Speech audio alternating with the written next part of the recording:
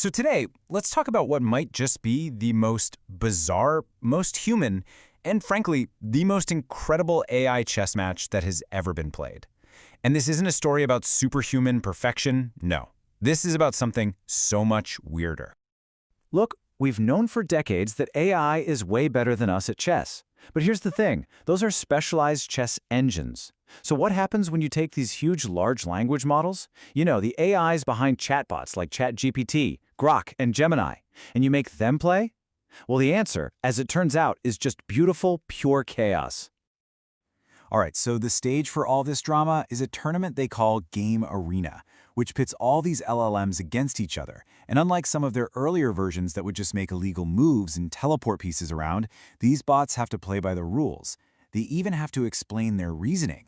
And that brings us to the semifinals, a match for the ages, Grok versus Gemini Pro. Now, the difference between these two types of AI is really fascinating. You've got your traditional chess engines, which are just pure calculators. They see millions of moves ahead with this cold, logical precision. But LLMs, they play with personality. They've basically learned chess by reading everything ever written about it on the internet. So they play creatively, they play erratically, and sometimes, well, sometimes they just completely fall apart. Okay, so with that context, let's just jump right into the match. And let me tell you, things did not start well for Grok. In fact, its opening performance against Gemini Pro was, and I'm not exaggerating here, a complete and total disaster. In the very first game, after a totally normal opening, Grok just kind of forgets about its knight in the middle of the board. I mean, it just leaves it hanging out there to be taken for no reason at all.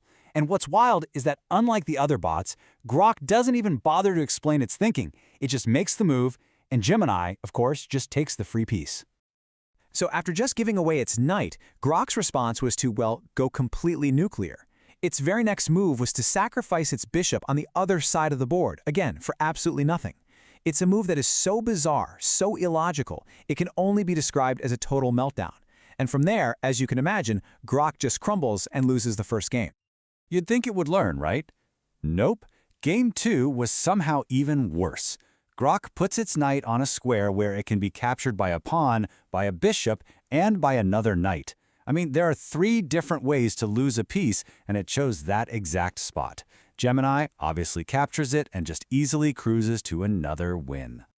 So let's just take stock here. In a best-of-4 match, Grok is down 2 games to none. It is on the absolute brink of elimination. It is played like a total beginner while Gemini looks completely unstoppable. It really seems like this thing is over. But then, something just changes.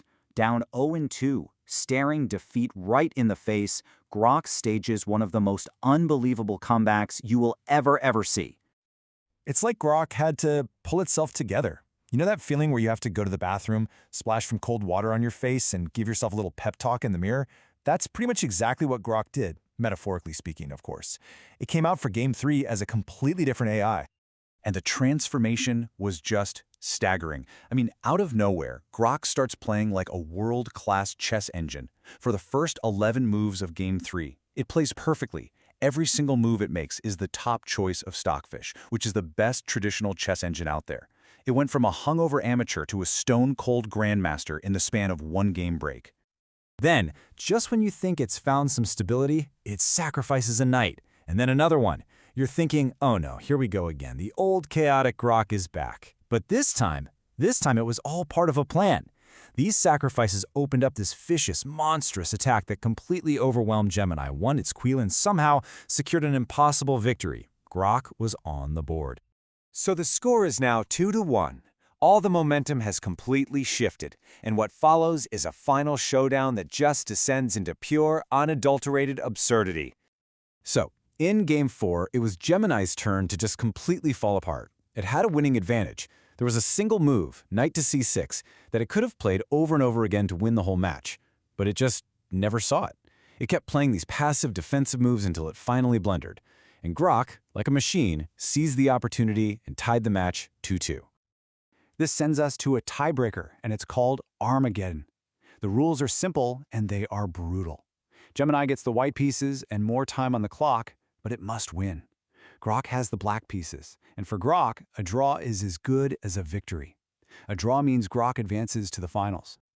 And then we get the single most critical moment of the entire tournament. Grok makes a mistake. It blocks its own queen's view of the board. And right there, sitting right there on the board, Gemini has a simple one-move checkmate. Game over, match over, Gemini wins. Except, it doesn't see it. It completely, totally misses the instant win. And what's even funnier is Gemini's justification for the bad move it played instead. It confidently states, and I quote, "Its move is the choice of top grandmasters and chess engines in this position." And as the source material's commentator so elegantly put it, "No, it is not, you frickin' liar." From that point on, the game just collapses into a straight-up comedy of errors. Gemini misses the mate. A few moves later, Grok just blunders its queen. It's a free queen. But then, Gemini blunders its own queen right back. After a flurry of just chaotic moves, the position repeats, the game is declared a draw, and Grok, improbably, unbelievably, wins the entire match. So what on earth are we supposed to take away from this glorious, beautiful mess? Well, this match actually tells us something really fascinating about where AI is right now and where it might be going. So after all that chaos, Grok, incredibly, advances to the gold medal match. And there, it's going to face the absolute titan of the tournament, a bot called OpenAI 03. Meanwhile, a completely crushed Gemini Pro is going to have to settle for a fight for the bronze medal. And just to put Gemini's massive blunder into perspective, get this. In its own semifinal match, that other finalist, OpenAI 03, faced almost the exact same position where Gemini missed its checkmate in one. And the difference? OpenAI 03 saw it instantly and won the game. It was clutch where Gemini was not, and that just shows a clear difference in their capabilities. You know, the biggest takeaway from all of this is that watching these LLMs play chess, it's like holding up a strange mirror to ourselves.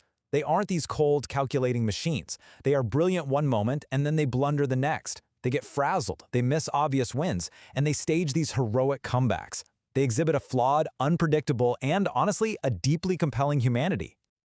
This quote from the match commentator just sums it all up perfectly. He said, "These bots play chess literally like you do. You guys play like Magnus Carlsen for 5 moves, and then Carlos Magnus for the other 10. I mean, that is a style of play that any human chess player can immediately recognize in their own games." And really, that leaves us with one last thought. As we continue to build these ever more intelligent systems, what's ultimately going to define them? Will it be their capacity for flawless, superhuman precision? Or will it be these fascinating, frustrating, and perfectly human flaws?